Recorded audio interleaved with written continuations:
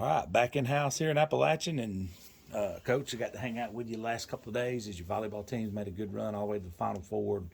That was really fun to see the community out and everybody making, that's a big deal for the girls. But at the same time, you guys are doing the equal thing on the gridiron, finishing out the regular season undefeated. I don't know how much more praise you can say for a team that you set out a goal and they hit that one goal for sure. And you play them 10 for a chance at another one.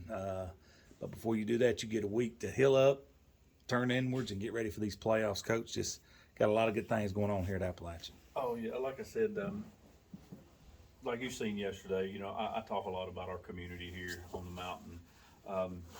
And you've seen they was in full force yesterday. We had probably 150 kids from here in the school. We had parents. We had people from the community that don't even have kids here anymore. And like I said, our girls did, our farthest our volleyball team's ever been. And like I said, they kind of run into a brick wall. Addison, really good volleyball team, but I'm proud of our girls, like I said. And yeah, they kind of set the mark for us. Now we got to chase them. Absolutely. Football, we got to do that. And like you said, we're off this week. It's tough to have a week 10 bye because you don't get a rest week. But then in turn, it's good because you get a rest right before the playoffs. That's so right. Catch 22, you got to take the good with the bad. 10 long weeks, but then you get the rest. And we're going to keep steady to what we're doing. Obviously, this week practice has been a little strained. We actually practiced Monday for a little bit, found the only dry spot on campus. We went out and did a little 7-on-7 in the parking lot once the cars got out of the way. But That's awesome. I mean, we're on top of the mountain, and for some reason, everything we have is flooded. So. Yeah, that's crazy. But yeah, like I said, we're just going to take the approach again, 1-0 each week. Shoals Christian will be coming in, and like I said, going to be getting ready for them, and one more. We've got to try to get 11-0, 12-0, 13-0, and we're fixing to see some competition coming. That's if you look, they're ranked in the top in the state. Winterboro's ranked. Addison's ranked. Wadley'd be ranked. They're number one. So from here forward, the gauntlet gets tough. Yeah, each and every week gonna get a little bit tougher. You guys talk about that Valley Head game a little bit. You guys put an exclamation point on it. Valley Head's been a thorn in the side of a lot of teams for a lot of years too. Talk about getting that victory over them. They was a really good team. Our defense could have did better on their side of the ball, but our offensive line really helped us out a good bit. Our blocks were there, our coverages, all that. But running the ball did really well. He did really good throwing the ball. Receivers were open all night long, but we just kept the foot on the pedal and kept moving on. Yeah, like Joe Montana out there, don't he, Coach? Go ahead. They don't even know who Joe Montana is. They'd be better off with Joe Montana. Water boy.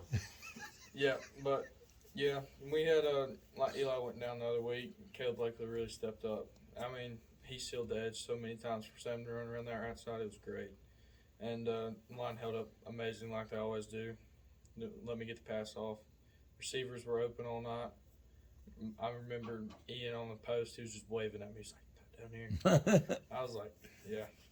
But yeah, it was a really good win. I'm glad that we finally beat Valley Head. Yeah, each one of y'all talk about that a little bit. It seems to be a trend. Somebody goes down, somebody steps up. Next man up. It's been like that this year, though. Yeah, our scout team, they've been helping us throughout the year, and once one guy goes down, they know exactly what to do, what to expect, and then they just step up, do their job, and know what to expect when the game comes around, and they just fill in. Them cats competing with y'all at practice has got to make them better. Yes, sir, they do. No, trust me, in 2-minute drill, they give me a run for my money sometimes, especially with Coach Beard yelling. Yeah. Yeah, so, they've really stepped up. Colt Osmond got his first start, too. He played center for a little bit, the first drive, and then he stepped up real big. Levi Alderson, he had some cut on his arm or something. He had to come out for a play. He came in, and then I think we got a 3 or 4 yard gain out of that one, and we ran it right up him. It was ISO, and we got 3 or 4 yards. I was proud of Colton, Caleb for stepping up. It's a really big part of it. It's awesome. Coach, got a lot of team continuity. You can kind of just feel it with these guys, yourself, Baird. I mean, talk about that a little bit. That's what makes a team. We're not talking about individuals, and it shows that you guys have a team here. Well, it's like 5 years ago when I had the opportunity to get this spot. Now, when I got ready to interview for it, I went to Coach Beard and I said, "Hey, man, that's what I'm thinking about. If I do it, you with me?" And he said, "What you want me to do?" I said, "What do you want to do?" He said, "Well, if you get it, we'll talk about it." And I just knew that was the guy because, like I said, I grew up with him. I grew up with his brothers. He's younger but our families have been together, so we've known each other. I couldn't tell you how many days I spent at his grandmother's house growing up. So That's awesome. I knew that was somebody I could depend on and trust in. And the way me and him work together, the way we do things, we didn't set out for that to be the plan, but we've kind of set an example. These guys see it in us. Me and him are on the same page, and we get together and do things. I couldn't ask for a better person, and that's what we decided we was going to co-lead this thing. Yeah. And the kids see it, and the kids have started doing that. And like I said, that wasn't a thing where we said, "Okay, guys, we're going to plan this." It was a situation of where we just did it, and they see it, and in the working together that they do. I mean, like I said, next man up. We had Braden go down. Sam stepped in. Cole Smith stepped in, carried the ball some. Actually, first, Evan Rowell went down, our guard, and Eric Wolf, who was defensive lineman only, stepped over. Then Eli Beard went down, and Caleb Blakely, one of our young guys who's been playing scout team for us, they stepped in, and it is, and they work well together. They believe in each other. They trust in each other, and like I said, that's kind of wasn't a planned thing, but you look back at it and you see the reflection in what they do. It's kind of like me and Coach Beard, and not just him, and Coach Robertson and Coach Seawright, my son Andrew, Coach Andrews. I guess Coach Whittington. He's Coach Whittington, kind of a 2.0. But we all work together. If something happens, families.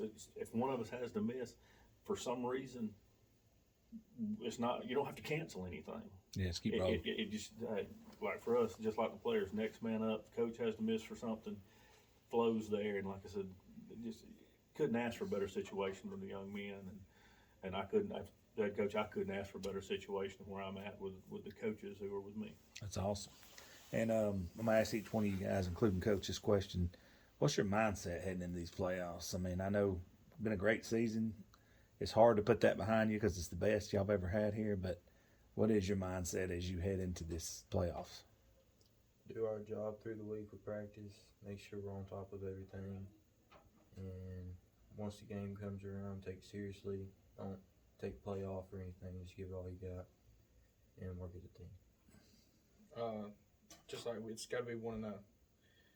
We don't get no do-overs. Now it's either win or go home, and job's not finished yet. I think we deserve a championship, but I think we're going to make a good run at it. Yeah, absolutely. I believe you can. I've seen these other teams play live. Y'all pretty physical, and y'all run the ball and play defense, and those two things carry in the playoffs. Coach, before I shut it down, just your overall mindset heading into these playoffs. Like Colton said, 1-0 each week.